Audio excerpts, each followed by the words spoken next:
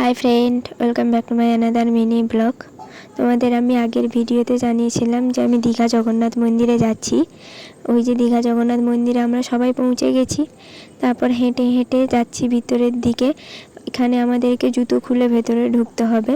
তার জন্য প্রথমে আমাদেরকে জুতোটা খুলে ওই যে এখান থেকে একটা ব্যাগ দিয়েছিল, ওই ব্যাগের মধ্যে ঢুকিয়ে রেখে দিতে হবে। এখানে ওই যে আমার বাইক ওই এইসব কাজ করছে, আমাদের জুতোটা নিয়ে চলে গেল, ভেতরে রেখে দিয়ে এলো। রাখার পরে ওই টোকনটা দিয়েছে, এই নাম্বারটাই আবার যাওয়ার সময় দেখালে কি জুতো দেবে।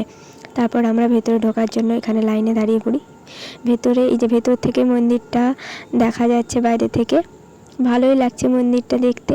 মন্দিরটা তোমাদেরকেও দেখাবো, চলো ভেতরে ঢুকি আমরা। আর মন্দিরের ভেতরে তো ফোনই অ্যালাউ করে না ছবি তোলার জন্য, মানে ফোন নিয়ে তুমি ঢুকতে পারবে কিন্তু কোনো ছবি তোলা যাবে না। তো যাই হোক, আমি তাও অনেক লুকিয়ে লুকিয়ে ছবি তোলার চেষ্টা করেছিলাম, পারিনি একদমই। তো যতটুকু মানে তুলেছি তাও তোমাদের সাথে সেটাই শেয়ার করব। বাইরের ভিউজটা এরকমই ছিল। আমরা আস্তে আস্তে করে ছবি তুলে তুলে ভিডিও করে করে যাচ্ছিলাম, কারণ আমি আজ প্রথম এসেছি।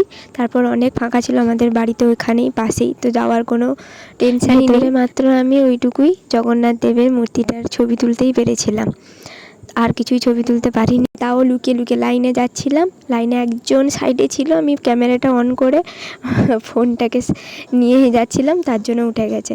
তারপর আমরা মন্দির দর্শন করে, জগন্নাথ দেবের দর্শন করে বাইরে বেরিয়ে এসে একটু বিশ্রামও করে নিলাম। তারপর সন্ধ্যা হয়ে গেছে, তো এবার বাড়ি যেতে হবে। তার জন্য বেরিয়েও চলে এসেছি আমরা সবাই। কিন্তু বাড়ি যাওয়ার আগে তো শুধু ঘুরলে হবে না, কিছু খাওয়া দাওয়াও করতে হবে। তার জন্য আমরা একটা রেস্টুরেন্টে যাই। এখান থেকে রেস্টুরেন্টে গিয়ে খাওয়া দাওয়া করে আরও বাজারে কিছু কেনাকাটা করে তারপর আমরা বাড়ি আসি। তো তোমাদের যদি ভিডিওগুলো ভালো লেগে থাকে তাহলে like, comment, share and subscribe করে দিও। আর কিছু বলার থাকলেও আমাকে কমেন্ট করতে পারো। তো সবাইকে টাটা আজকের মতন, আবার একটা পরের ভিডিওতে তোমাদের সাথে দেখা হচ্ছে। তো টাটা সবাইকে।